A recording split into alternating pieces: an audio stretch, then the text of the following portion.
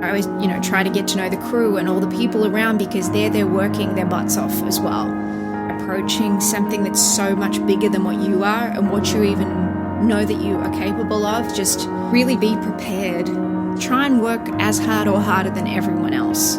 Be nice and your work will speak for itself.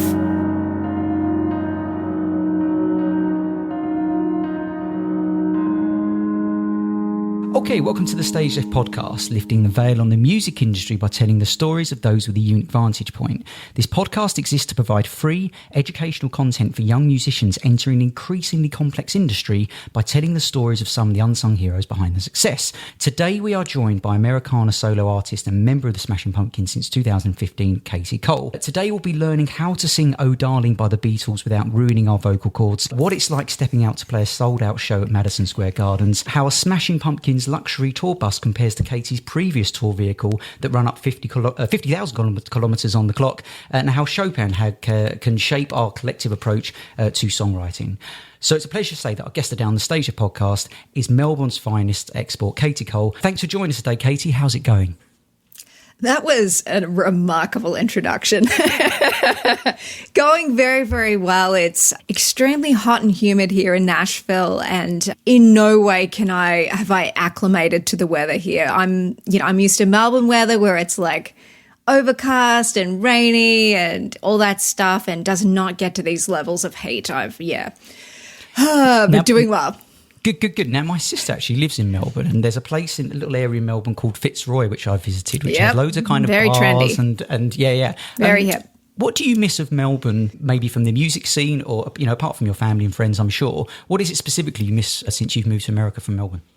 Coffee. It's always I don't know what it is. To me, I don't know whether it's the water or the milk. I still haven't worked out that magic thing. Like, obviously, if you're in New York, like, you get a bagel in New York and there's nothing like a New York bagel or a New York slice of pizza. And I always wondered if that was like the water thing there and the way that it goes into for me, it's like I'll get off a plane and I haven't been back to Melbourne in, wow, it's been 2.5 years. It's almost 3 years, obviously, since the pandemic is, no traveling, no anything. But that's always the first thing I do when I get off the plane. Even if I'm just in the airport, I go right to the coffee stall and I'm like, just give me all of your caffeine and delicious products. And did you used to play a lot of gigs in Melbourne? Because I know you were writing and you created your own website, and that's how you got spotted and ended up going over to America. Were you playing a lot of gigs in Melbourne in the early days? And what kind of venues were you playing? And are they still in existence? Do you know? I played a lot. Let's use all of the vowels and all the consonants for that. That was really my upbringing in Melbourne. I played, 4 to 7 gigs a week. It was very extensive for a very, very long time. I started doing that when I was about, 15 or 16, and that just continued on and on and on and on and on and on. And these were like 3-hour shows, and most of these shows were me bringing my own PA and lighting and all that stuff. So they were not easy, just show up and play a couple songs. It was like, no, you're playing for 3 hours and here's this, get good and be good now. I think most of those venues probably still exist. I don't know because I've played at so many venues that you can't, that's a really long list to go through. But most of these were clubs, pubs, restaurants, not really huge venues, but just these were the venues that paid me to play. So I was just thankful to have a job, being able to do something creative. So my day job was, writing songs and whatever, and my day job at night was playing songs. So that was it. But I couldn't tell you if those venues are still there. I have no idea.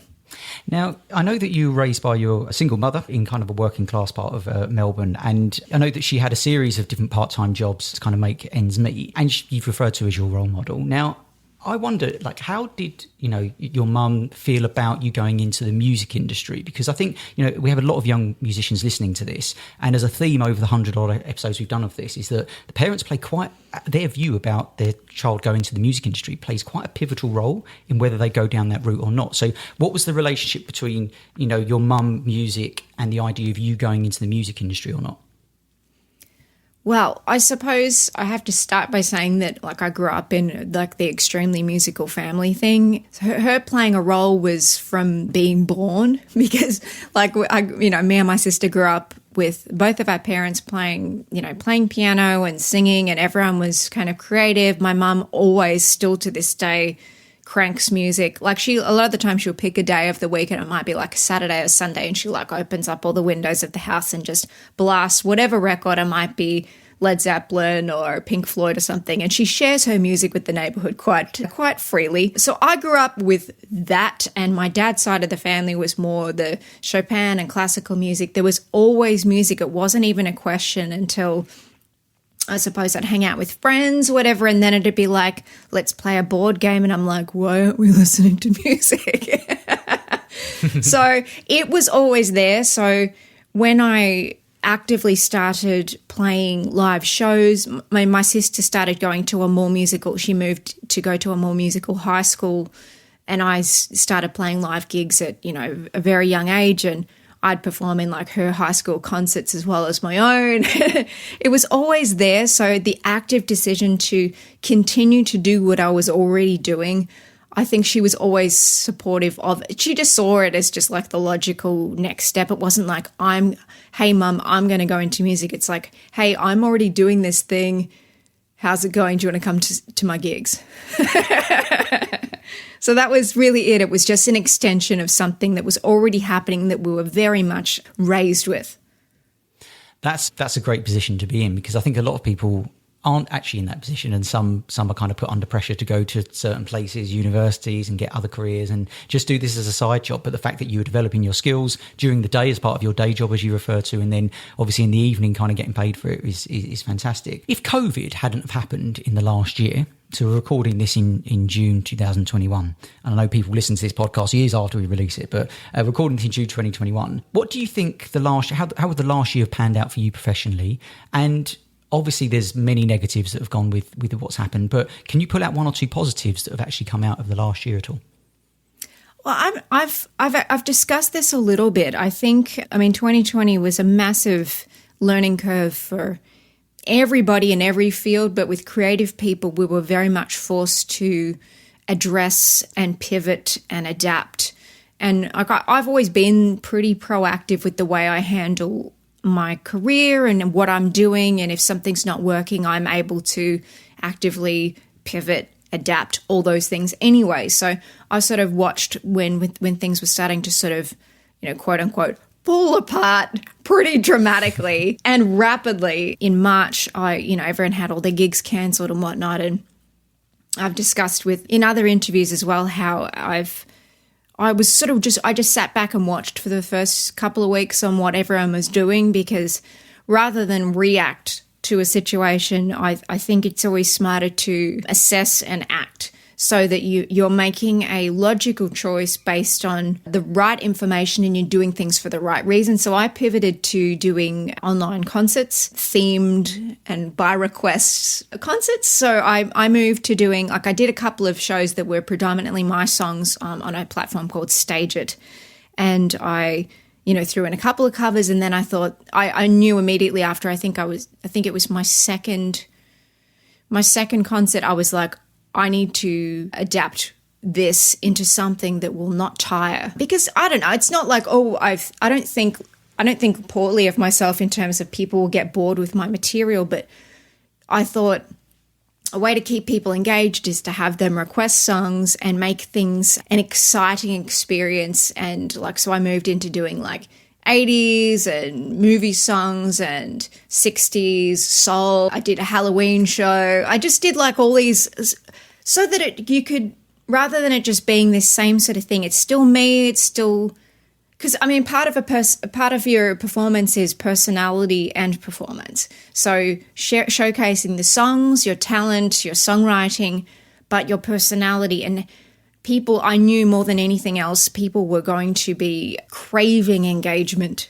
more than, everyone, of course, just went, wild on social media and just became more active doing things. But as we all know, social media is extremely addictive, and it can be a very lonely place to see like everyone, because everyone puts the best of themselves out there, the best photo, that we're all having a great time. We're in lockdown, but we're having margaritas, whatever it is. And I know that can be alienating because you watch what's happening on social media and that's not real life. That's also people staging photographs and doing things. And most of the people that are posting the best situations or best photos of themselves are still miserable and still going through what everyone else is going through. So I opted to go to that platform, stage it, to get it off social media so that there was no distractions. It could be a concert experience. You're tuning in, and I made it so that it was pay whatever you want for tickets, so people could pay like $1 if that's what they had. I'm like, great, I don't care. It was just, let's all get together and have a good time and forget about the world for an hour. And that really became a strong bonding experience with my audience. So my positives were really, this is a really long answer, I'm aware of that. I am answering your question, I swear. It's great. And the positives really were for the performance side of thing, were developing stronger bonds and relationships with people and giving people something to look forward to, and knowing that it was something that I could look forward to for myself as a performer, but something that I'm giving back to people, that here's something, you can have this experience, you can hear this random crazy song that you've requested, and I can read all the chats and comments that come through as we're doing this in live in real time, and see the result, and see the screenshots and clips that people post after the fact, and that they had a good time. So that was one thing. I went into some songwriting. Some of that was quite challenging, like knowing that, I can turn to this and whatever, but then the immense pressure of going, you don't have that many avenues that you can turn to right now. Songwriting's one of them, so be good at it right now. That's part of the internal pressure, and obviously artists put more pressure on themselves, and probably, all of us are extremely self-critical because that's what we do. I did write quite a fair bit and started to sort of, work out what I wanted to do for my next project. And, we'll get into that discussion a little bit later, I suppose, on where we're at right now with that. But I pivoted more to the engagement with things and just trying to give back, and I still managed to film a video and release some songs during the pandemic, which, you had to adapt a little bit for that. Like one of the videos that I released for a song called Hands Tied, like I originally had this idea for it that it would be like walking down like downtown in Nashville, but like kind of lit with like kind of a spotlight, so it was kind of like dark but like lit, but just I wanted it to feel really urban and sort of social but alienating at the same time. And I had to scrap that idea because I'm like, well, half the people if I do shoot on a main street, half the people are going to be wearing masks, and that's the wrong type of alienating. Like the idea of listening to music and watching music videos is to escape and see something, from a different place and time. And, I didn't want to deal with that. So we ended up just adapting the video and the way we shot that. But I still managed to get music out there that I wanted to release. And there's always positives. I learned a lot more about myself and what I'm able to do.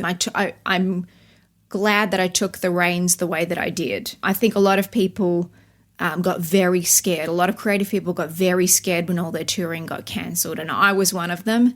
But I thankfully, again, sat back, planned, thought about what I was going to do, and then executed what I thought was the best avenue for me and my audience, and how to continue to build that. Well, adaptability has been a key enabler in your career, I think. And, that's really great that you managed to kind of approach that with that strategic thinking, really. You said once that my voice memo section on my phone is always in use. I'm interested, how many song ideas do you currently have on your voice memos? And has that increased in the last year or decreased? Oh, it's this running list of ideas.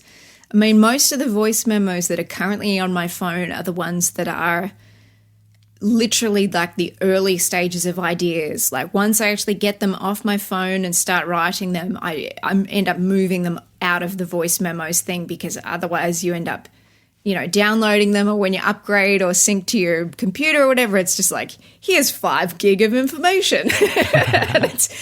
and it's me just humming along. I've always got literally hundreds of ideas just sitting there, and I'll occasionally skim back through them to dig out things that I may have overlooked. But at any given time, like once they move from the voice memos, I move them into sort of my more computer situation where I'll start sort of, more working through the ideas so they become more than a work tape, and I start to, develop, verse chorus or title, concept chorus, something like that.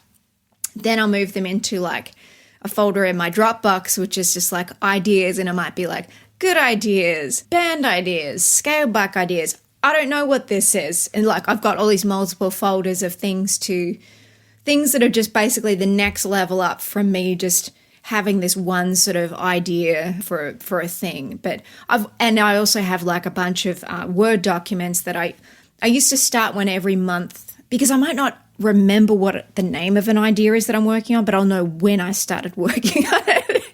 Like, so I've got my own very, very strange filing system for song ideas, but I'll migrate the songs over each month that I haven't quite finished, where I feel like I'll look over these lyrics or whatever it is and I'll be like, there's something there. So I'll copy, paste that over to like the next month of documents that I open. But all these things kind of like, sometimes I'll have a great song title and a bit of lyric for something, and then I'll have this bit of whatever it is on my phone, and I'm waving my arms around a lot when I talk. If you're listening to this via audio, people that are listening, yes, I am. Just picture that. I do wave my arms around a lot when I'm talking. Helps me express myself. But I'll have the lyric concepts, and then sometimes I'll have like the melodic ideas, and sometimes it's like, here's this melodic idea, and then I'll open up like a Word document and read something and marry the two together. Like this melody is sort of, maybe it's kind of melancholy in a way, and I'll read this lyric and I'll be like, that works with that. So sometimes I'll be I don't know that I'm actually working on the same thing until I kind of pay attention to it, or I'll come up with a new melody or a new chord progression and I'll be like, that reminds me of that thing I was writing the other day, but and the chord, and that's what I was going to come to around the chord. So have you ever got to a stage where you've listened back to something you recorded months and months ago and you have to kind of work out what the chords were that you were playing, or in your kind of, your Word documents, you've written out the chords as well, or how does that work? Is it just by ear that you work out what the chords are retrospectively? Oh yeah, it's really just by ear. And again, like if I feel like very strongly about an idea, I'll work on it. I mean, it may not be immediately, but it'll be like within a month or something like that. I'll sort of get to it and pick at it and work on it. And basically just push the boundaries of where it's at to see if it will develop into something bigger in that time frame. No, some songs I'll sit down to write and they'll just be the entire thing, but some songs it's a work in progress that I don't realize is a work in progress until I'll retrospectively go back and retroactively, that's a better word, retroactively go back and work out what the chords were. And then once I have like the lyric portion, or at least a part of the lyric portion, then I'll be like, I'll write notes on all the lyrics that I've got for it. So it'll be like, capo on the 3rd fret, and I'll write down a few of the chords so that I immediately can pull that up and be like, it's that. I have all these little systems, and I really think that it comes down to working out what works for you. I have a very good memory, but if I am working on several things at the same time, I also know it's best just to write down, even if it's just like what capo placement on the guitar, and that's obviously the thing that bars the fret, that basically brings up the key, a semitone or a full tone, or so forth as you go up the fretboard on a guitar.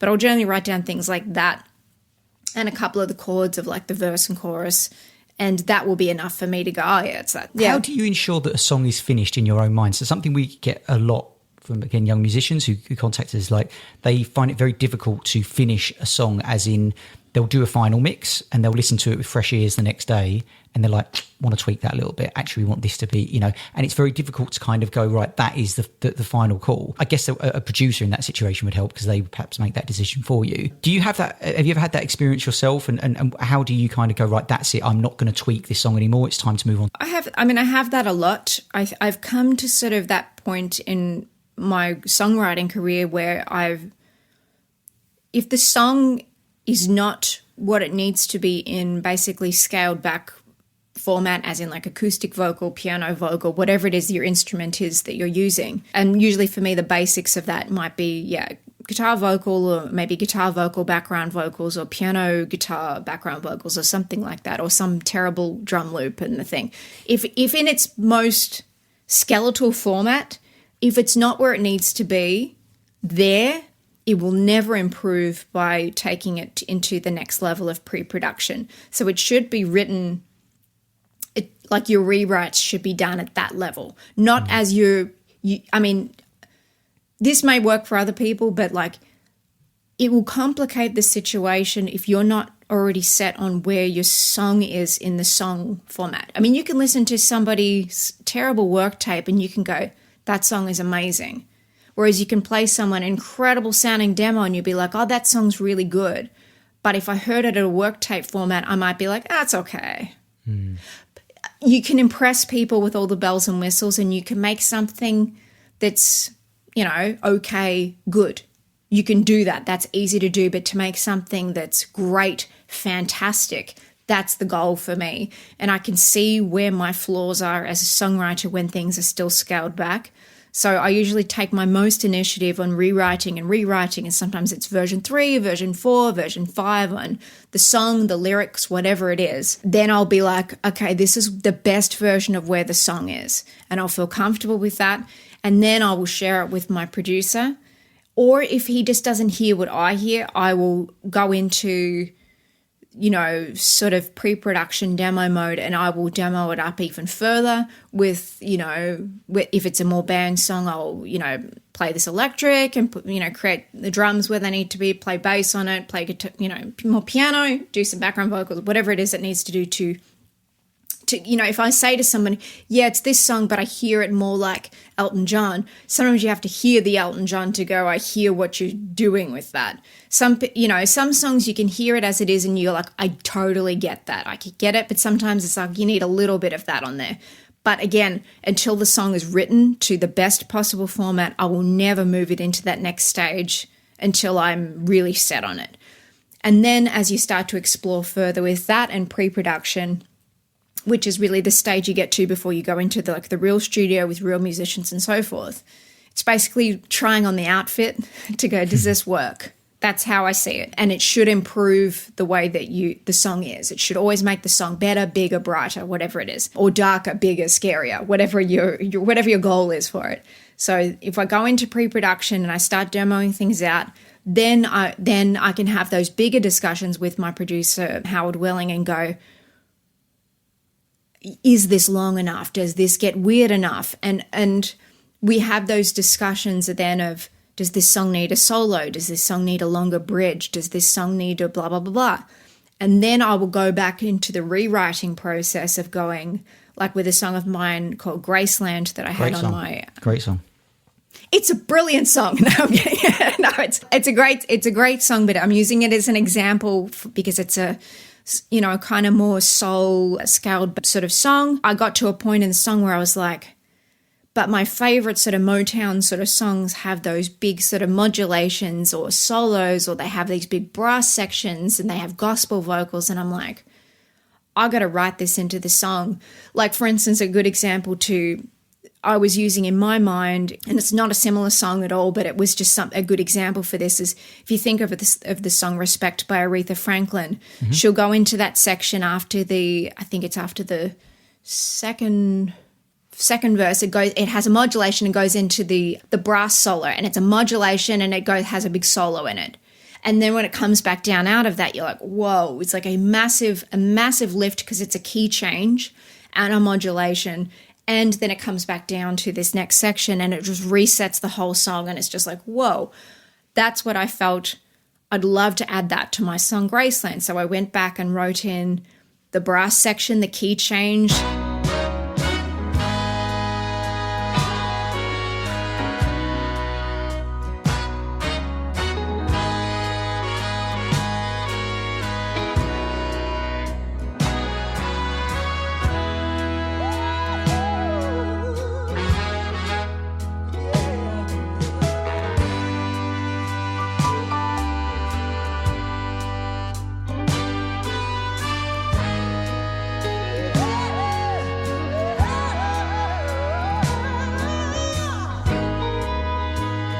some of those big sort of Otis Redding key changes where it hits these sort of really wild sevenths in these different keys, and I was like, okay. And then I also went back into, once I'd written that section into the song, so I already had the song, I already had the way it was going to sound, then it was like, but it needs to, if it's going to legit fit into this thing, it needs to be exciting. So I wrote those sections in, and then it was, well, I want gospel vocals, so then I wrote the background vocal sections into it to the best possible. I mean, I love writing background vocal parts. It's something I'm very comfortable and familiar with, but knowing that these bigger voices were going to be taking these sections and that I would be sitting on top of them singing these sections. And I was very excited about that because having those tonal differences in voices is very exciting as a listener to listen to. And it's also exciting for me because I don't get the luxury of having other people sing on my songs all the time. It's usually just me going, okay, I'm wearing a hat now. Does that sound different? So that's something I did. Wrote that solo section of brass instruments into the song and wrote the gospel parts into the song so that they could elevate and progress in dynamics as the song progressed onwards. And then when you actually have that demoed out in that right format, then you go into the studio and then you're working with the brass instruments and then you're working with the gospel vocals and they bring their expertise that next level. So that, again, that great thing becomes fantastic. Whereas if I hadn't done all that work, all those versions, all those rewrites and versions and seeing what I really wanted to do with the song and what, even as I was demoing it out, going, it's not enough. And you can rely on musicians to bring their expertise to the table and, play a solo here or take some initiative there. But if I don't hear it in pre-production format, if it's not exciting to me and it doesn't do all that stuff that I want it to do, you have to kind of take your pride or whatever it is out of the equation and go, what else can I do as a songwriter? And that's when I'll come back and just assess things again. And it's always, songs are a work in progress. I usually know at the pre-production stage, like I've already done all the rewrites. I go to then it's pre-production, as in like starting to demo things out. I usually know exactly where I'm at when I'm doing that. And once I've done that first round of that, if it will usually be exactly where it needs to be, or if it's not exactly where it needs to be, then I'll go back and write. But I will never go into the studio not knowing that I need that thing to be done. It needs to be done. Then I can go into the studio. Otherwise, it's you're leaving things up to chance. The only things you want to leave up to chance are a musician's ability, not the creative decisions that they're making. That's a great answer, and thank you. And if think about times when you've had a very particular song that's special to you and you really want to nail the vocal for this take, what needs to be in place for you to really thrive in that situation? So are you someone who need to a producer to say, okay, this is going to be the take, or is it a case that we're going to keep the take rolling over and we'll get a good take in a moment? So what, if you think back to maybe some of the best, you've got a very beautiful distinctive voice, what the best performances you've done, what's been the kind of 2 or 3 minutes beforehand that has got you into a position to nail that vocal? Well, I think that's a really good question. I think I've got a few approaches. A lot of the time, again, because I've rewritten these songs and I've sat with most of these songs, I'm not just like, oh, I wrote this, let's go cut it and, see what happens. I'm not that person. I have to, I've sat with it, I've rewritten, I've sung it. Sometimes I've already sung it live a bunch of times, like doing acoustic shows or whatever it is. But I've usually sat with the song for X amount of time, so I'm comfortable with that aspect, like the song. It's familiar to me. And being comfortable with the song, I've learnt now plays a massive role in the way that my producer sort of helped to sort of kick me into gear for some songs where I really need to stretch the muscle of what I'm doing vocally. For instance, I'll keep on the idea of Graceland because that's a good one. I had that song for a little while and I'd sat on it, I'd played it live and whatever it is. And I hadn't written those key changes in there. I hadn't written the solo into it. And once I'd done that and we went into the studio, my producer Howard was just kind of just like, he would say things to me like, I'm in the studio, I've sung it, we've got through the things, but it's just like I need to get out of my own head because I'm already familiar with it. I've sung it, a bunch of times. I'm familiar with the way it goes. And some songs, you sing them and that's just how they go. But songs where, again, if I'm emulating something that is Motown or that or soul, I need to be singing. I need to be, and there's no other way to put it. I need to be getting out of that. So rather than just singing the chorus as the chorus, he was pushing me to get out of the time signature that's stuck in your head. Get out of the tempo, because I'm very much a metronome when I play and sing. I'm used to it because I've done it for so long. It's just like he was telling me to push against that note, bend that note, stretch that note out a little bit, like play with the pitch of it, there's a big difference between having this perfect performance and having a performance that is emotional.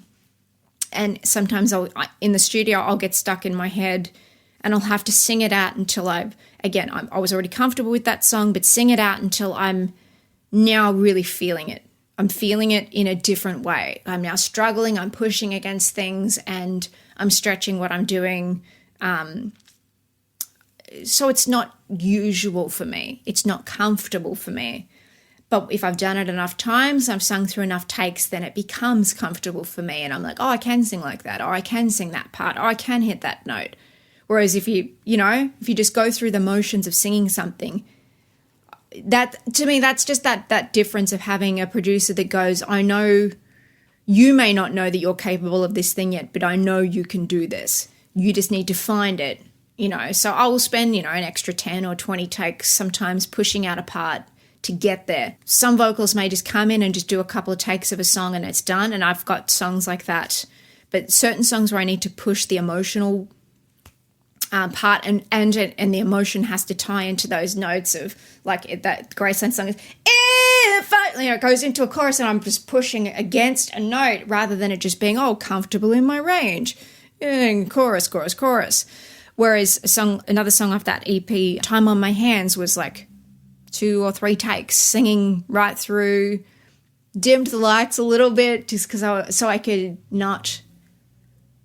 could purposefully not just read the lyrics that were there because I already knew the song. I knew the song really well, but if there's lyrics there, you just stare at them and be like, "Bah," just so I could feel it a bit more and close my eyes and whatever. But just to sing through that, and it was just like, and it wasn't a matter of under-singing, but it was don't try to sing it. For a song like that where it just needed to be sort of a bit more tender, emotional and fragile, when you're really comfortable with singing a song and you're familiar with it, sometimes you'll just sing it. And Graceland, for instance, as a juxtaposition, needed to be sung with confidence, and it needed to be bombastic in moments, and it needed to show you some hurt. Whereas Time on My Hands is a song that's hurt/fragile, which means singing through a story and making you feel it. Like, okay, here's a good example. I like to tell stories about stories. Excellent.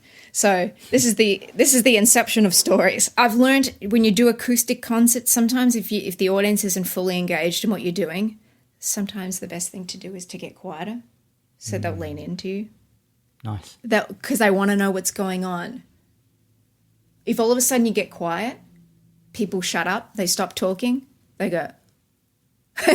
And that's like, I know that's dead space and dead air for you right now, but it works. For certain songs, if they're going to be more fragile and emotional, get quieter. Nice. And people do the work. They do the work for you.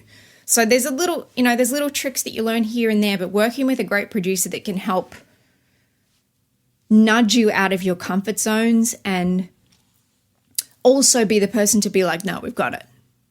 So that I'm not like, just one more take. Because I will sometimes be that person that like I'm literally beating a dead horse, and he's just like, no, we've got it. I already know. This is the take I want. I heard it. I felt it. This is the one. It's not perfect, but that's the one. The answer to this next question may well be it depends on the song. But when you are going in to record a vocal for a beautiful song such as Graceland or Time in Your Hands, or Time in My Hands, as you mentioned, what do you want to be thinking during the recording? Do you want to be lost in the lyrics, or do you want to be focused on your technique? Do you want to be not thinking about either of those things? Are you kind of doing a DVD running commentary at the time thinking, okay, yeah, that sounds good, or that quite didn't sound so good in the verse before, so I don't know whether we're going to keep this take, but I'll carry on doing it? Or do you want to just be completely immersed in the song? So, because we're getting into the area of red light syndrome a little bit here, and often people going into the studio and recording on a studio, producer time, they can really overthink things. So what's your aim when you go into record? What do you want to be thinking about during those 3 or 4 minutes? Yes, all of those things. It really is a balance of all those things. That I wish there was a simple answer to be like, oh, I just think this and I just try my best. It depends on the song. Like some songs like I'll just try something randomly with like a little run or whatever it is, or I'll push against the time signature a little bit so that this little bit comes out of time a little bit, or this word's a bit slower than the other word, or the other sort of, the demo version or whatever. And I'll be like, I just like the way that feels, or it captures my attention. Sometimes I'll be thinking about the tone and making sure that I hit gravel in my voice, which I don't have much of, so I have to physically put it there. But I'll want to hit gravel on this one word because it makes it emotional, or it makes it angry for the right reason, or it shows that I'm kind of, annoyed or whatever it is. And then there's songs that, like, again, I'll sing the majority of it through it, and we'll come back and punch in just for this one section, because it's like it's like I might need to, like, I've gotten through the verse and I have to sing it all through in like one take or whatever. Then we'll come back and punch in the bridge so that I can focus on it more. And I'm not halfway through the bridge thinking about the chorus that I need to sing that's much higher or whatever it is. So sometimes it's just it's the way to know, to get the most out of the take that you've got, and to be honest with yourself, like, I didn't feel it or I didn't get it. And being okay with it, going, I just need to do a couple more or whatever it is. Or sometimes, again, like sometimes I'll leave it up to my producer to be like, yeah, but, this one's technically better, but I like the other one. I felt it more. So having another set of ears. If I was self-producing, I obviously self-produce a lot of stuff for YouTube and all that stuff. And I keep a lot of that stuff extremely live and very sparse and very bare bones so that it can just be what it is, and it's not me laboring over something. I never want stuff to, whether it's my professional stuff or my live stuff, to ever sound like it's being labored over. If it sounds like it's being labored over or too precise or too perfect or whatever it is, sometimes the realness in it and the humanity is kind of sucked out. And obviously that's, one thing I don't necessarily like about auto-tune. For a lot of people will just go through and just graphically tune everything so it's all perfect and whatever it is. There's a time and a place to, like, if one note is just a bit wackadoo, sure, change the one note, adjust it. If it's the perfect performance and there's one note is just a bit bum, sure. I'm not that person. Like, a bit of makeup and a bit of a filter here and there, if something's already good, I'm okay with that. I'm not precious about that. And I know that back in, Whitney Houston's day and other people's days, you didn't have that luxury. But if it's like, this is the take, but that one note, I'm okay with that. I think it's just really more than anything, recording is just getting out of your head. When you think about things too much, it'll convey in the performance. You want to be thinking just enough to be focused on the thing that you're doing, but it shouldn't sound labored over. I think that's really the goal with everything, I think. Nice. Now, in a bit, we're going to talk about some kind of real career peak in regards to gigs, but there's a lot of musicians who stop playing after a certain period of time because they may play a slightly demoralising gig. So I'm going to ask you, in your career, what's the most demoralising gig that you ever played? Tell us about that and how you carried on through that. Oh, I've done lots of them. I played in pubs, clubs and restaurants for years, and it was just, that was my job. You kind of just take it. I remember playing in a trio, and we're in like an hour out of Melbourne in this pub and whatever it is, and people were smashing beer bottles on the ground, like very close to the stage, and it was like, okay, you get through the set and you just like, do I want to go back out there? No. But am I going to? Yes. Or when there's no barricade between the band that's playing and people that are dancing. So, you've got that thing of when you're a guitarist, you do not have a free hand. You're playing guitar, you've got two hands. I'm not playing high guitar, I'm not a high guitarist, but I'm showing you so you can see my hands playing air guitar up high. When you're playing guitar, you don't have a free hand to grab the mic stand if it's heading towards you, if someone's fallen onto the stage. And that's been a case a couple of times where I've seen someone dancing, moving, being, very Australian and inebriated beyond comprehension, leaning into the microphone, and it's like basically, it's an inch away from smashing my teeth. Right. And like you think about things like that and you're like, okay. But I did a lot of gigs like that growing up, and, there's no other way to say it, but like it's the right and wrong analogy, but that's how I cut my teeth. That's how I got stronger. That's how I learned how to sing through this the issue, the room, how to work out who's going to be trouble in the room, who's not, who's paying attention, who's a total creeper, all those things. You work out people, and that, that's been one of the biggest gifts that I've ever received, like those demoralizing, difficult, challenging gigs, or gigs where it's just like playing for hours, and I'm on gig 7 of the week, and I can see my fingers are physically worn down, the calluses have worn down, and my fingers are hurting so much that I can barely play, but I have to play. I've done those gigs. I've done enough of them. I've sang when I've been extremely ill, because I need to, buy food and live. I've done all those things, but it made me stronger. It made me, realize that, of course I didn't have to do any of those things. It was stupid to do some of those things that I've done, but it makes you overall it made me a better performer and a better artist. What stopped you from stopping? What stopped you from stopping, out of interest? What was the root cause of that? Because that's very important to capture. A lot of the gigs that I played were regular gigs. I've got to go back there again next week. So, it's a bad night, it's a hard night, or like before smoking was banned, it's like there were bars that were like, I'd play like, I think it was 5:30 to 8:30 gig, and then I had another gig that was 10:30 to 1:30 in the morning, and the 10:30 to 1:30 in the morning gig, and these were on the same night. This was a Friday. And that solo gig was just like a room full of smoke. And, and then you'd be driving home with like the windows open going, I can't breathe. But nothing was ever, I was never horribly injured or horribly hurt, or it never got to me emotionally, because it was such a long period of time and a big part of my life. And it showed me what I could do as a musician, what songs I liked, how to interact with very challenging audiences, and just how to overcome ... everything.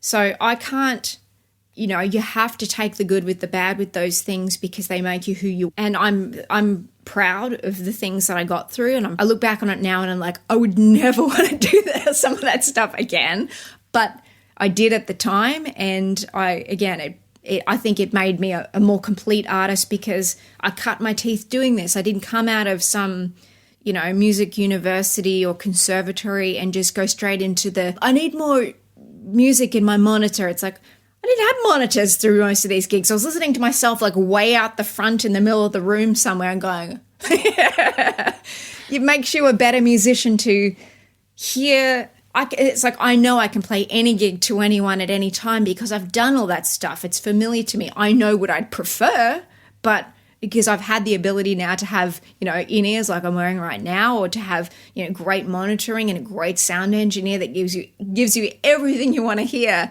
but I know how to do it when I have nothing. So it's fine. And one of the things that gives us confidence with adaptability is knowing that you can deal with lots of different things that can come your way, and you really earned your stripes. And now, you're playing Madison Square Gardens and huge venues like that. Tell us about Dublin Castle. So for anyone who's listening to this, they probably do know, have heard of Dublin Castle in Camden. Anyone in the UK certainly probably has either been there or listened or kind of know of the venue. Is it true that you came across to the UK and started playing at Dublin Castle, and then you were kind of really shocked that like people sing along to your songs? That must have been such a surreal experience. Well, yeah, I took a chance on a radio plugger when I just moved to Los Angeles, and he was, plugging for BBC, and his niche market was breaking American artists.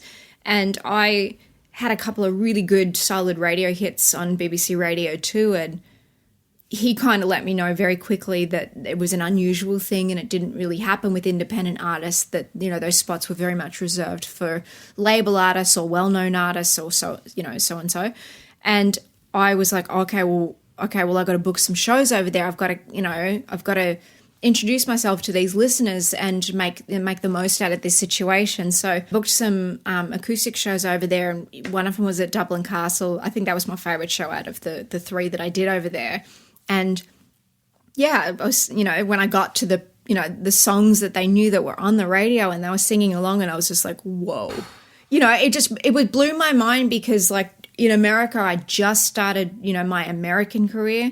Because when you move overseas, anybody that's ever had a big sea change like that, or it's the same as if you move across country or whatever it is, but you're very much starting again. Like whatever it is that you've built up before or whatever, it's like, it doesn't really matter so much. Oh, I also do my own sound effects, clearly. But it doesn't really mean anything. You start from scratch and whatever it is. So I was starting from scratch in America, and then to have, these big strides in the UK and to go over there and be like, whoa. And the American audiences didn't really get that I had national radio in the UK, and that was a very big deal. They were just like, oh, it's not America though. It's like, okay. That was very, you know, obviously that was a victory for me. I was very excited about having those people sing along to my songs, and it was a realization and an affirmation that I was on the right path, I suppose, to have those little victories happening. And at that time I'd opened some shows for Glenn Campbell, and I'd recorded with him, and I just had all these things were happening all at once, and it was very like, oh, okay, I have a career now. The 27th of August 2014, you did a post on Instagram saying how excited you were to share a stage supporting Billy Corgan from Smashing Pumpkins, #wow. Now, out of interest, we talked about adaptability and that kind of thing, and did you think about how did you pick songs from your repertoire that you think would most suit Billy's audience in that situation? So YC, who you would have met because she's part of Noel Gallagher's band when you toured with them, she said that when she supported Mary J. Blige, she immediately went, right, crumbs, I've got to pick the songs that I think would, out of my repertoire, that most kind of suit her audience to kind of get them on board quickly. Did that cross your mind at all, or was it a case that you're just going to be, no, I'm going to do... It didn't cross my mind. What did cross my mind is I did need a connection point. You always need a way to win over the audience. You always need something to be able to bridge that gap. And one way to do that is to pick songs out of your repertoire that mirror or are familiar to the audience that you're playing to. But I do what I do, and the songs are what they are, and you can interpret them, especially if they're more scaled back. Like when I opened that show for Billy, I had an additional guitarist with me and a bass player with me. So they're very much scaled back. You can interpret an acoustic or scaled back song however you want. Like you don't have to hear it as Americana or country or pop or rock or whatever it is. When something's sort of stripped back a bit, you go, oh, I just hear the song.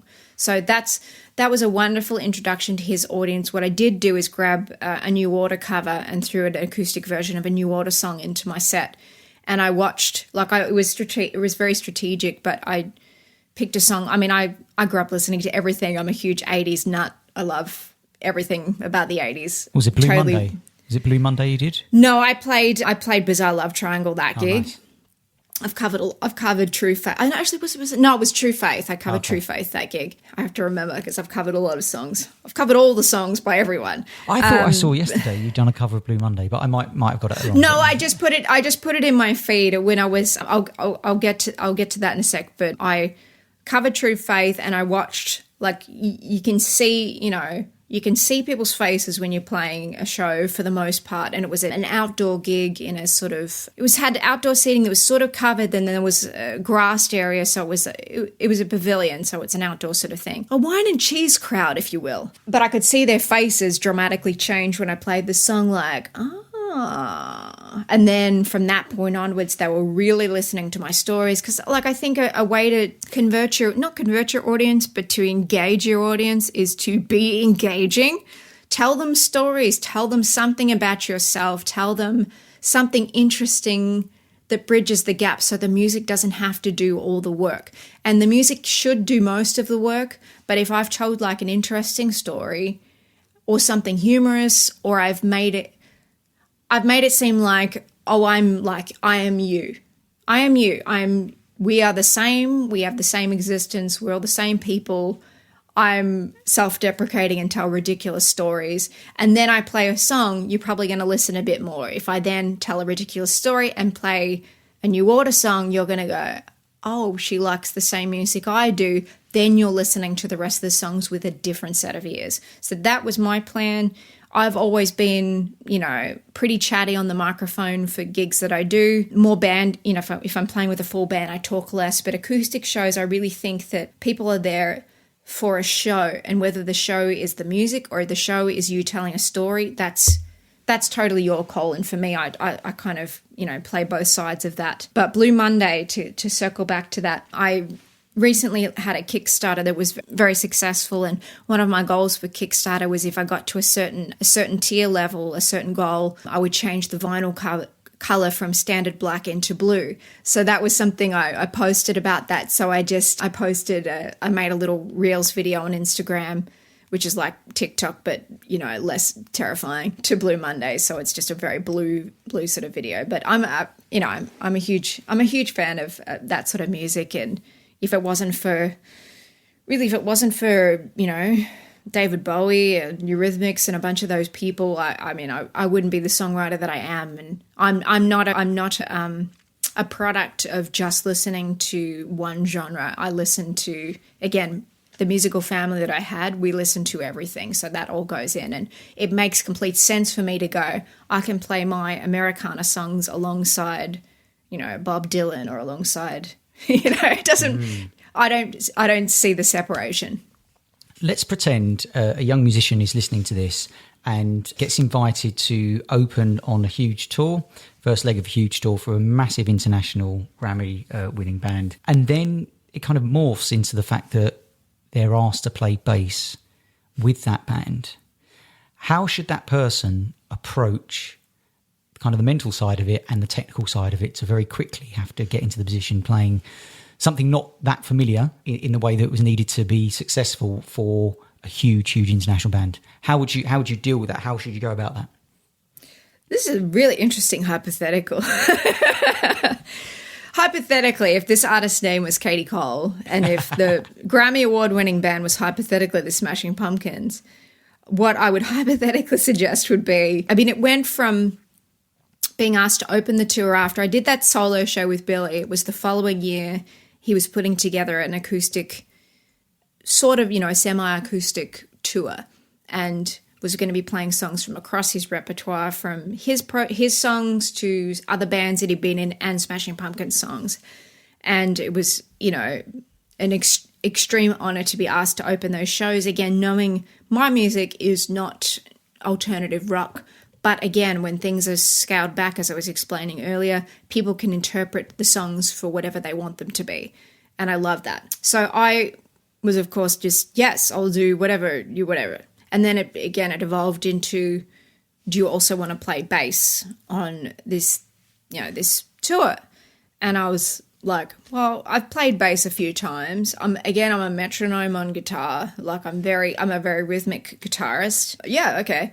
And again, it's a bass. It's 4 strings. It's 2 less strings than guitar. It should technically be easier. That's my logic in that. And digging into these songs, I was like, oh, these are hard, And as you know, with Smashing Pumpkins, and like I covered their songs, in cover bands and all sorts of things in my career, which is hilarious, and amazing all at once. But their songs are not 4-chord songs. They're not standard verse, chorus, whatever it is. They're verse, other verse, chorus-ish, chorus 2, bridge, half bit bar here, key change, solo, verse 3.5. It's like the arrangements for their songs are totally insane and make sense to the band. And when you have to think about them and write them down or learn them, it's like, whoa, okay. So it was quite a task to sort of take on. And, it was very overwhelming and exciting to be given these double roles to play. And, it was amazing. And the biggest gift in the situation was that first year when I was opening and playing bass, because we did the tour the following year as well, but it was a bigger leg of the tour, which I'll get to in a sec. But that first year when I was opening and playing, it was very much like, this is the worst analogy. I'm full of analogies today and none of them are good. But the analogy of like when you go to a car showroom and there's the supermodel that's standing next to the car and it's like, you come with the car, you know, like putting the two together. When people saw me play my songs and then they saw me up on stage with the band, it just glued together as this. The fans just got it. They got it and were like, oh, and they understood my music more. And then, you know, from the start of that tour, by the end of the tour, I'd garnered all these fans that got what I was doing. And like, you know, of course they bought, you know, records on the road, and I signed records and hands and postcards and faces or whatever it is that you do. But by the end of that tour, it was like, oh, this is really special. And then the second leg of the tour, which was the following year, Jimmy Chamberlain, the original drummer, came back to play some shows, and James Ehar, the original guitarist, came back to play a few shows. Jimmy played all the shows, and James came back to play the key cities, which were LA, New York, Chicago. And like, I'm there on bass. The song, you know, the songs are much more intricate. I'm playing, you know, it's a longer show. It's a bigger deal.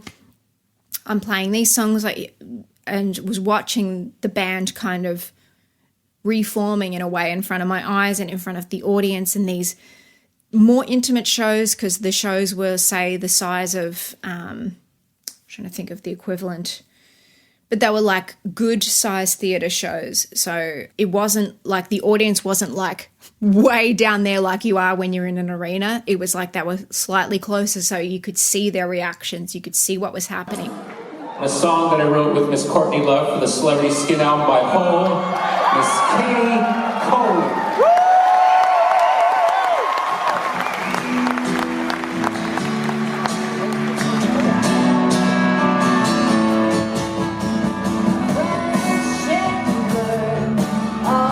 Billy also asked if I wanted to sing lead on a couple of songs during those shows too, because he'd co-written a bunch of songs with Hole, with Courtney Love for Hole, and so I sang Malibu, and I also sang most of the lead in a song of Smashing Pumpkins called Stand Inside Your Love. And people, I wasn't opening those shows, Liz Phair was, but people saw me playing bass and then singing lead and going, whoa. And I played, you know, some acoustic in those shows too, and it was just this huge development. And as I was like, I think I was second week into that tour, I was like, I saw what was happening with the fans. I saw the engagement, you know, dramatically increase, and I launched a crowdfund during that tour, which I don't suggest anyone ever does if you're not able to stop. And I just thought, I didn't plan for it. I didn't know the tour was going to be so big, and I didn't know the engagement was going to be so big. But I was like, if I don't engage with fans to support what I'm doing and what I'm about to do next, it's a lost opportunity, I think.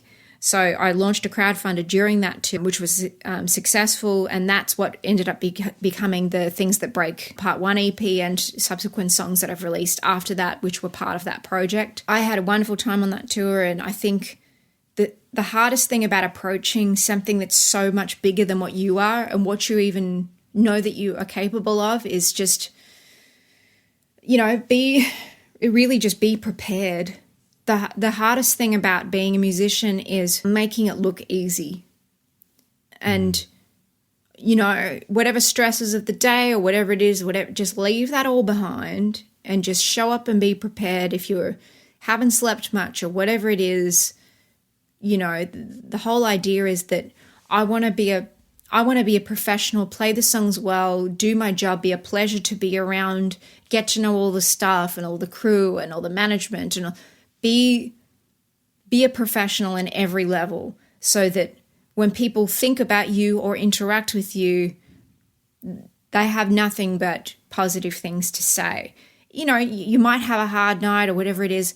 I'm still a guest in this situation. I'm still, you know, and it's not that I haven't earned my ticket to be on those stages, so to speak, but I'm very lucky to be where I am. There's, millions of people that can play instruments the way I do or whatever it is. But what makes me me is that I am an artist. I'm also bringing something else to the table. I'm a lead vocalist, and I sing and work with Billy Corgan and his voice the way that no one else, as far as I can tell so far, has done with him. Like, I sing with him, not over him, not on top of him. I anticipate what he's doing as a vocalist, and he's an exceptional vocalist, and people see him as just like the front guy, and he's a ripping guitarist. He's unbelievable. But what he does as a vocalist, he has a range that very few people do, and he uses all of it in so many songs that until you're singing along with him, you're like, whoa. That's, for me, being a lead vocalist, and, I'm not a trained vocalist, but I consider myself to be, good at what I do. I'm like, even for me to be like, whoa, this is intense.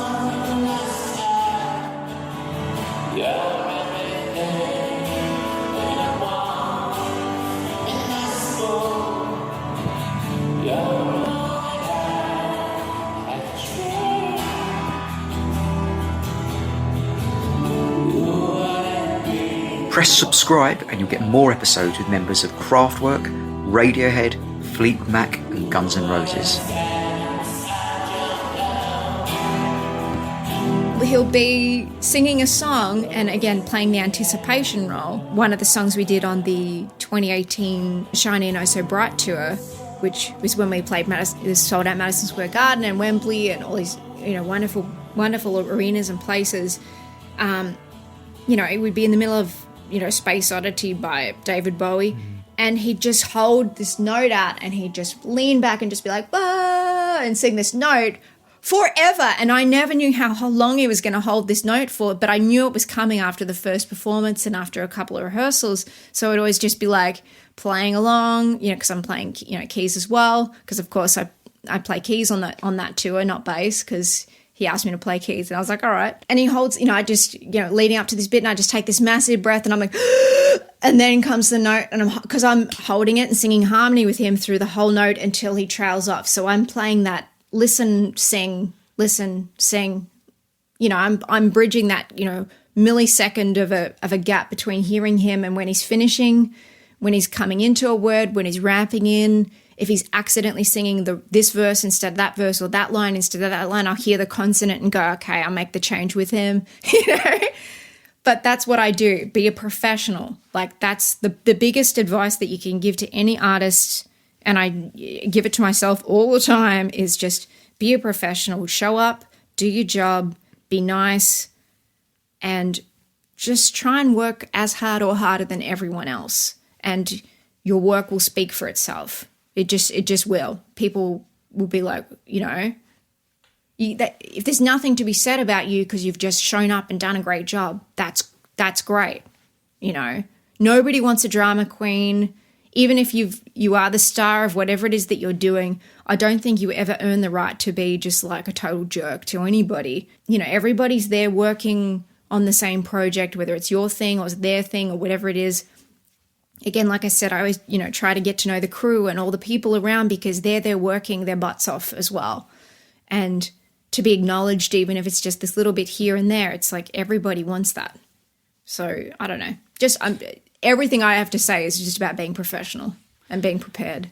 And preparation is an interesting one. It's kind of interesting to explore what does specific preparation look like. So it's good. One thing to say, it's good preparation. It's really nice that you drill down into it there. And what does the last hour before a big kind of arena show look like? Is it vocal warm-ups? Is it, massages? Is it kind of going through songs? Is it you're still back at the hotel? Is it drinks? Is it like, what does that last hour look like? And before a big show for you personally and the band to really, again, to knock the socks off the audience? Well, my day, on a touring day, generally you'll be bussing. If it's an American tour, you'll be bussing through most of the tour, which means you've got like your little sleeper cabin area with your little curtain. So not for the claustrophobic, Tour buses are not for the claustrophobic, but you've got your little sleeper thing. You show up to the venue, or if it's a really short traverse from one city to another, you might only be on the bus for like 4 or 5 hours. So you might only sleep for like 2 hours. Then you get off the bus, you check into a hotel, then you go back to sleep, and then you wake up, and then you work out when you're going to be transited to the venue.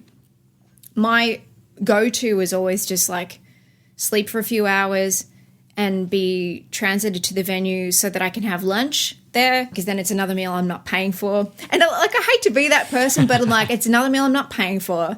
You go there, you get your lunch, and then it's like, then I can go through, then I can get ready. I can go through my songs.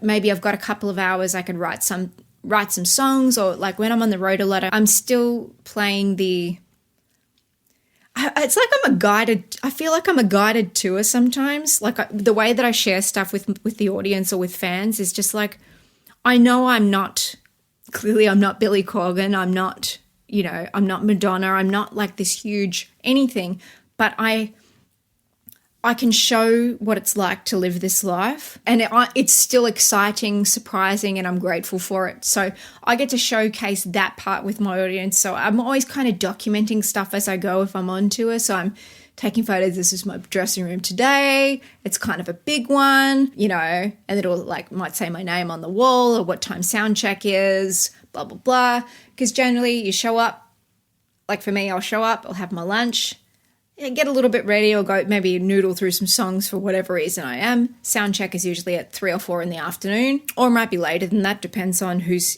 opening and when sound check is after that. But then you'll do like early dinner, and then it's getting ready, like full dress ready, and then I'll do like a proper run through of stuff that terrifies me to play live. So I'll be just playing all the stuff that, the songs that are really hard for me to play. I'll just go through those a bunch. I don't, I'll usually do that up until about like half an hour before showtime. I'll be going through stuff. Then I'll take a minute just to kind of finish getting ready, put all the hairspray on or whatever it is, and then I'm good to go. But I'll generally be practicing almost right up until whatever. It's different if I'm playing my songs. My songs are my songs, but knowing I'm literally playing with Billy Corgan, one of the best guitarists in the world, Jimmy Chamberlain, one of the best drummers in the world. Like, I'm playing with these exceptional musicians, and I'm playing keys, which is my third best instrument or whatever, and I'm a vocalist, so but I'm still practicing because I want to make sure that I play the instrument part the best that I possibly can, because again, it's not. Yeah, I'm there as much as a vocalist as I am as a keyboard player or whatever else I'm playing. How do you use the time on the songs that you don't feature on? So like, I think on the last tour, you pretty much were staged for most of it, but there's been other shows, I think, where you've kind of gone off and come on. Oh, yeah. How do you deal with that time, or is it just a case of just to sit back, relax, and just watch from the side? Well, sometimes, like on the Shiny tour, which was almost a full 3.5 hour show. Yeah, I watched it earlier. Yeah, it was a marathon, and I got to get off stage for a couple of the real rocker songs, so probably 4 to 6 songs through the set I was off. If it's just a couple of songs, I'll literally just stand there side stage and chat to like the guitar techs or whatever it is, or high five them. They've got all their own little strange rituals that I sort of became part of too, which is kind of fun, which was like, random. It was like random soda of the night.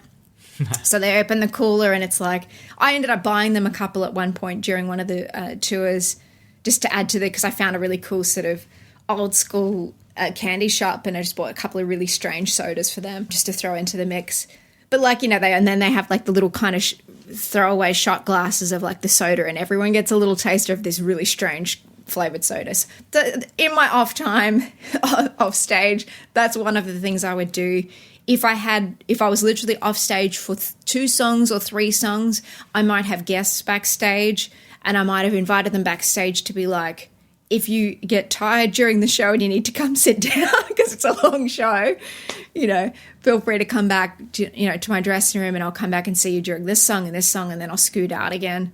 Sometimes I would go back to the dressing room to literally go through something one more time because it's terrifying, or I'd fix my hair, or if it's, 7,000 degrees in some hot city somewhere. It's like I might, touching up my makeup or grabbing a corn chip or something to eat because it's a 3-hour show. It's long. It's like it's exhausting and you get hungry and all these things. But yeah, I would generally stand there for the most part side stage and just watch while I was off stage. But for the shorter tours, like the European tour we did in 2019, I was, I think I was on for the whole thing except for one song if they threw in a random other song. But they were only like an hour and a half shows. So you're just there.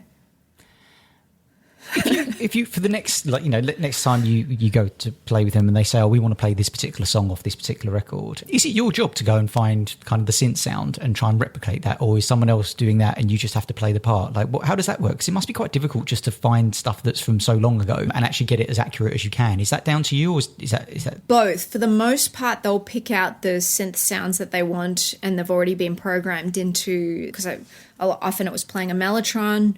It was playing a Mellotron for one thing. On one of the tours, I was doing Mellotron and B3 and also just a piano, a clavinova over the other side of the stage. But this one was a little bit more dialed in. The last tour we did in Europe and also America, it was Mellotron, which is kind of an old school programmable tape machine type thing. So that's physically sampled like flutes and trumpets and things like that. Like if you think of a song like Strawberry Fields Forever by the Beatles. Think about like those flute sounds. Mm-hmm. Like that's like a Mellotron sound. Yeah. Okay, so if that makes sense to you. So Mellotron does this. It's kind of a very small keyboard and I've got the sounds and I'm just basically turning the dial to find the sounds that have been programmed in, and that's that. On, the main keyboard that I would play, other songs may have been programmed in.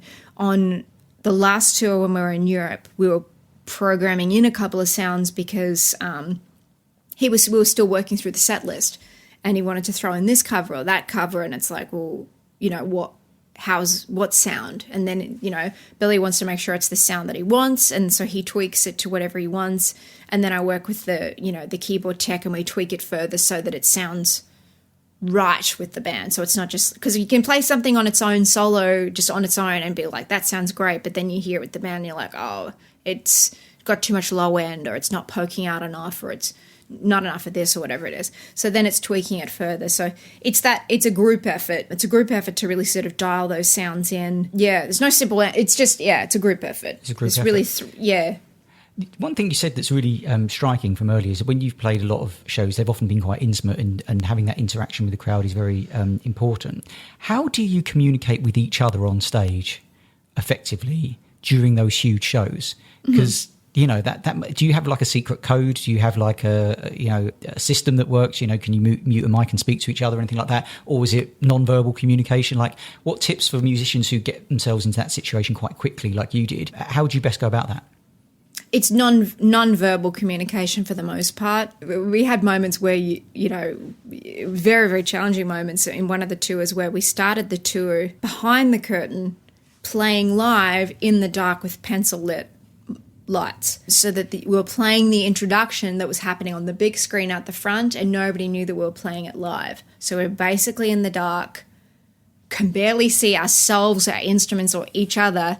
That was a whole other thing. But for the most part, when you're on stage, you can see each other, and it might be one of those things where, like, Jimmy, the drummer, will be counting me in for a song. Like, I've got relative tempo, but like his job is to count me in. So he might be just pointing at me going, 1, 2, 3, 4. And I start the song because there's various songs that I'm starting, and most of the stuff is not to click track. There's, a lot of this, most, or at least half the stuff is not to click track at all. So we're just playing stuff. So he's counting me in so I can start this thing. And there's a couple of songs that happened where I was starting the songs just on keyboards, or it was one song where I literally just walk up and just start playing just start playing my part, and then everyone else has to work around me, which is, again, just terrifying. I think it's if you know each other's signals, like, we're ending the song, it's after this bar, someone might raise an arm or whatever it is, but a lot of the songs that are like the big songs that may have some program stuff that's still on the track, we all, anything that was just free time, we already had, you rehearse to death anyway. There's no nothing left up to chance. And, in an arena show, nothing's left up to chance. And also nothing's left up to chance because there were video screens too. So the video screens are playing for X amount of time and they might reel down. And if you're playing to free time but you're in relative time, the screen will go for the right amount of relative time. But then it's up to the person operating whatever to manually turn, change the screen over to the next, the next video, whatever it is. There's a lot of little variables here and there, but most of it is just making sure you've got each other, making sure it's like I'm changing stages. I'm walking across the stage to go to the other piano, making sure I'm not stepping on anyone's leads or chords or unplugging anyone, or I'm talking to the stagehand who's passing me an acoustic guitar, so I've got to go up front and play acoustic guitar and stand. Basically, if you think about stage arrangement, I'm coming up to play acoustic guitar in the center of the stage pretty much, and James Ehar's singing his song while Billy's going and having a costume change. So it's, covering the stage in that sort of sensibility too. And I don't know, most of it's, each other and you've communicated and you've rehearsed, but yeah, absolutely nothing is just left up to chance. Somebody is guiding someone through something usually. Which gig have you played, either solo or with Smashing Pumpkins, do you wish you could have been in the audience for? I don't know. I've had some really wild moments of playing stuff like, I wish I could have had like a bird's eye view of some things. Like there's so many people that have taken photos of stuff of the audience from like way back at the back of the field or arena or whatever, and you can kind of see what it would look like. You get that sort of insight to what it would have looked like.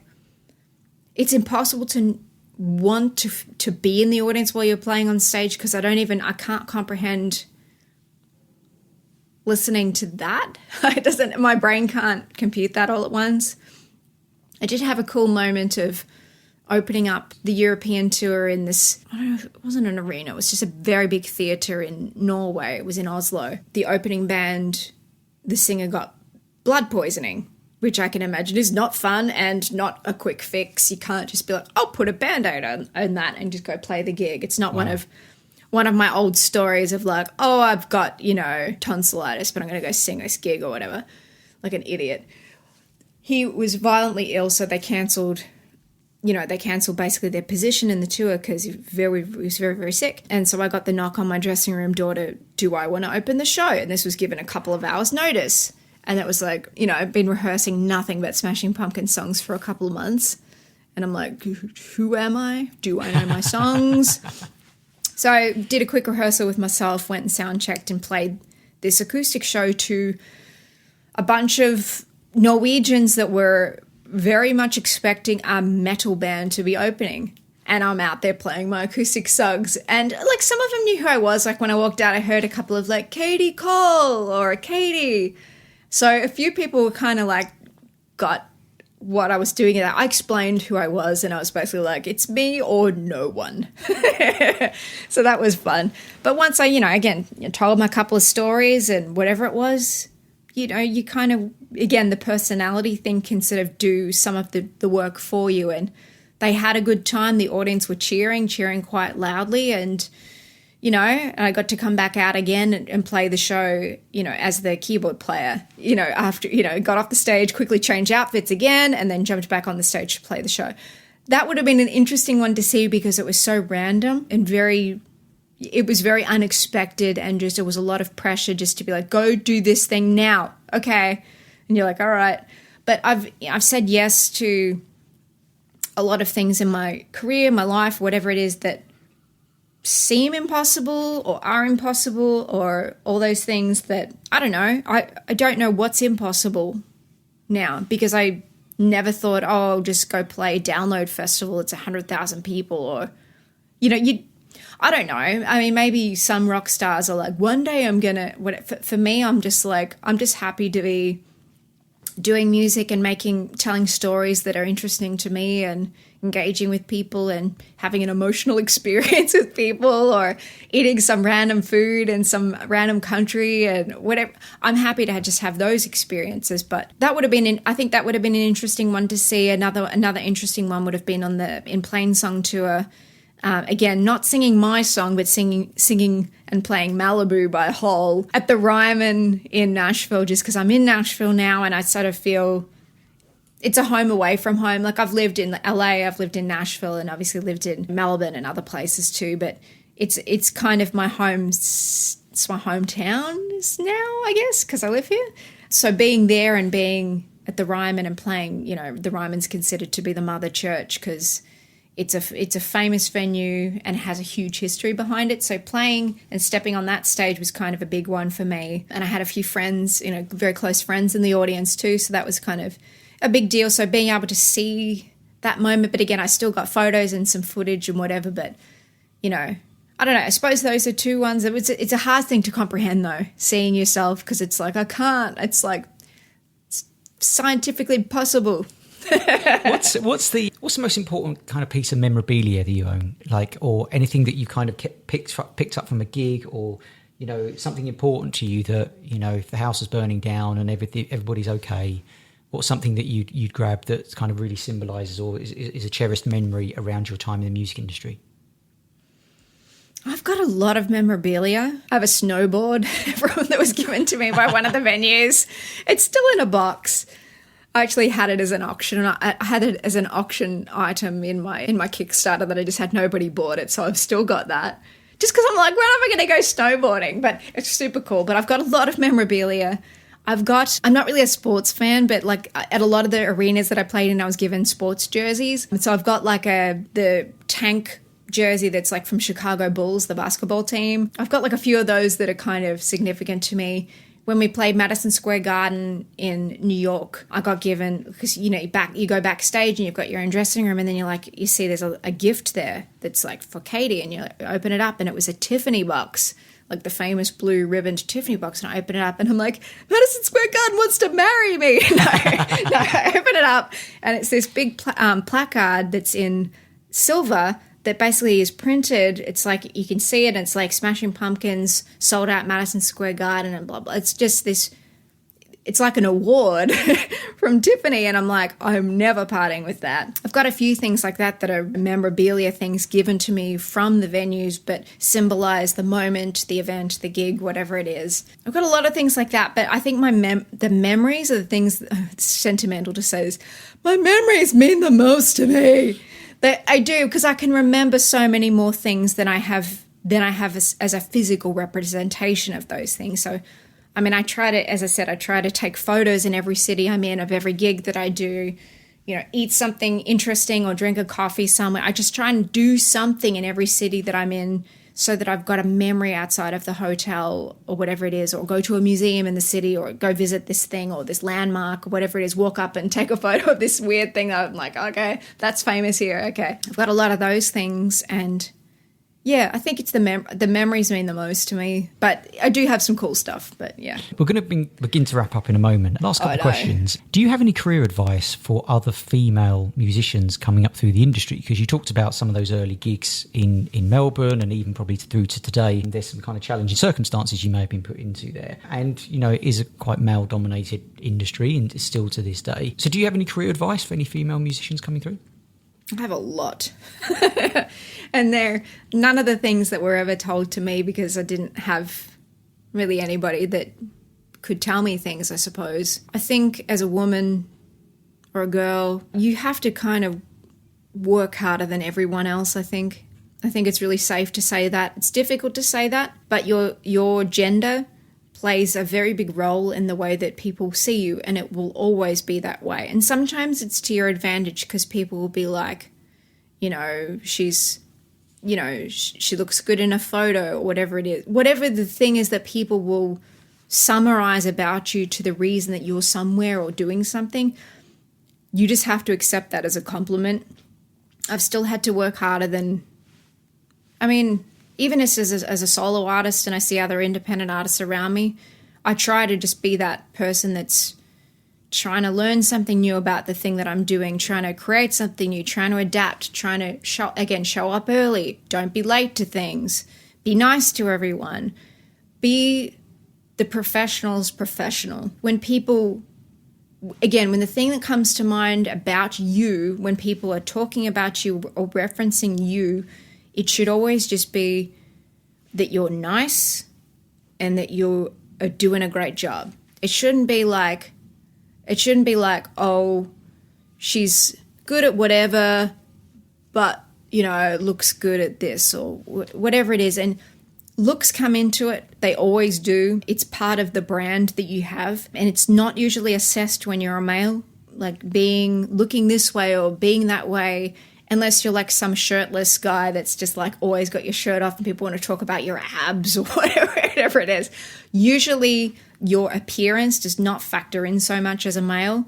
It's just about the job that you're doing. But as a woman, it will always factor in. It's always going to be there. It's always going to be following you around, what you look like, how old you are, all that stuff. I think you just have to embrace it as something that you can work with and do such a fiercely good job that people can't ever use that as a crutch, but she's got, but she's tall, or but she looks this way, or it shouldn't be something that's ever thought of like that. Just show up, be early, be a pro, be nice, be thoughtful, listen, pay attention.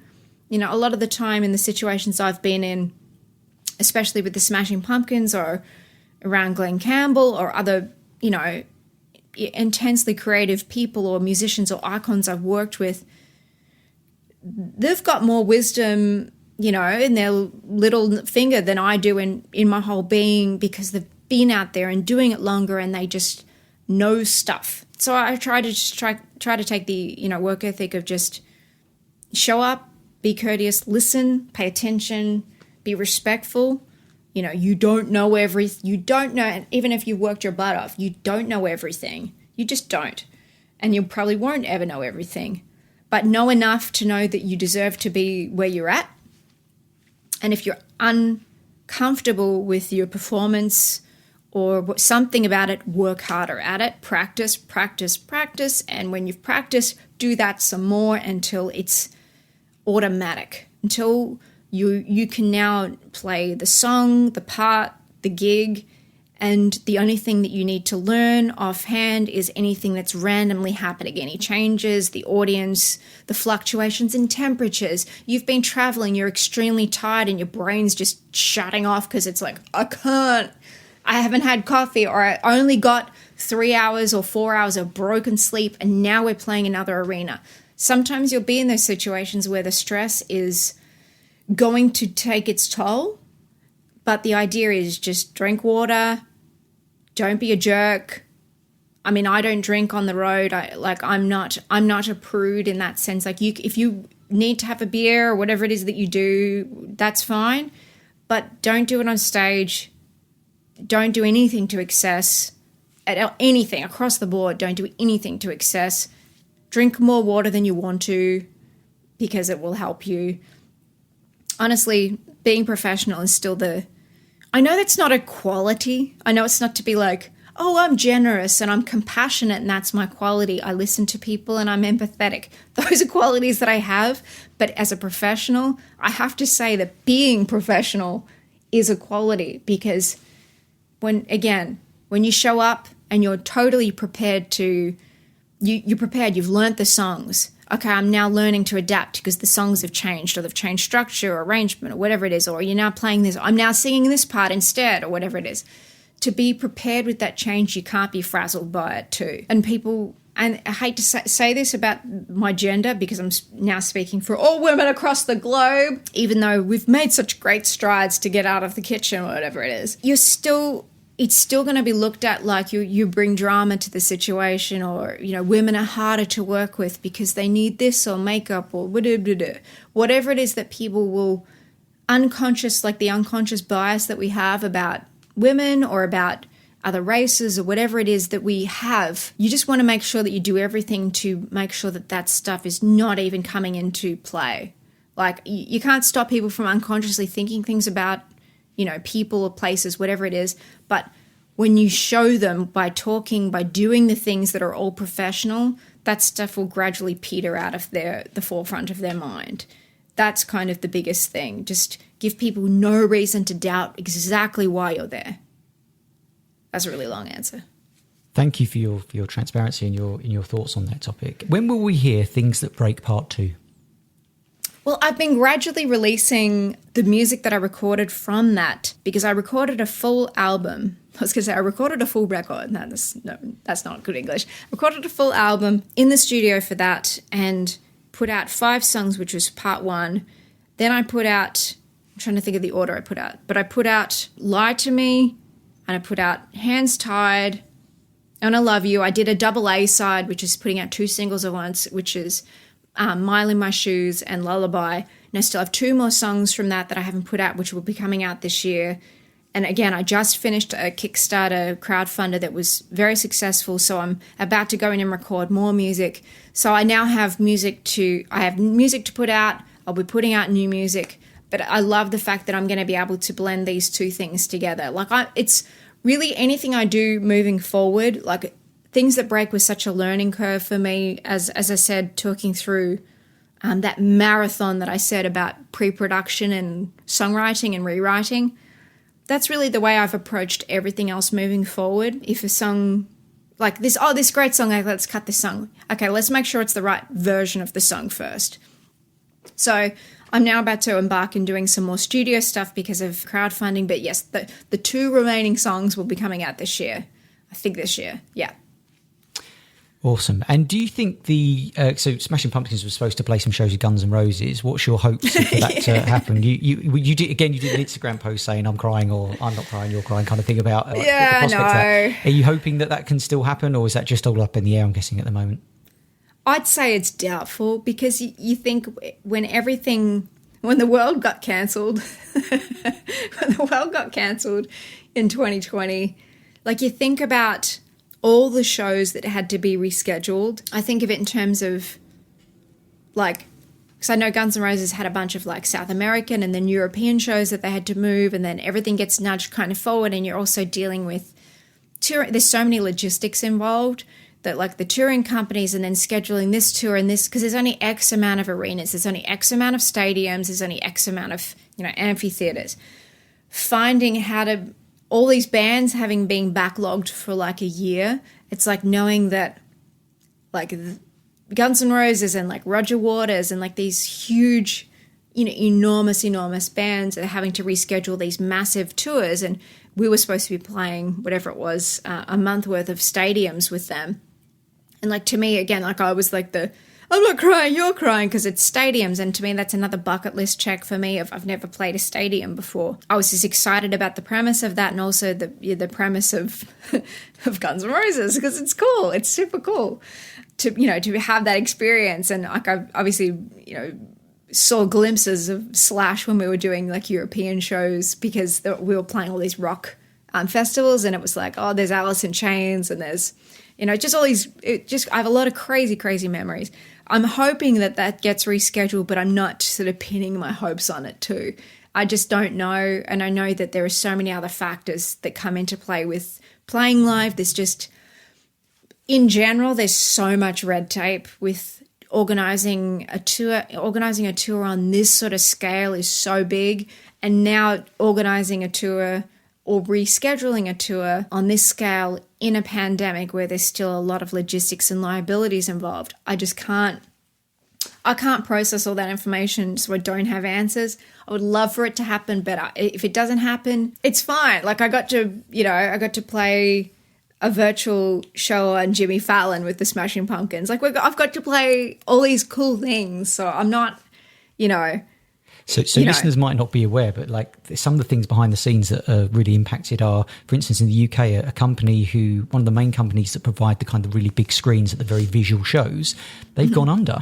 And so some of the other companies that are, there's only a certain amount that do it to that level. There's just a huge demand for them. So I already know of bands who would be playing with massive backdrops, who are now having to do reimagined versions of their gigs because they just simply don't have the visuals. It's things like that people just are not considering. So it's exactly that. So there's a lot of factors that come into play, and obviously there's a big demand for live shows now, but there's still a lot of liabilities and things to consider that I still don't know how it's going to work moving forward, knowing that not everyone's vaccinated. And there's a lot of things to think about.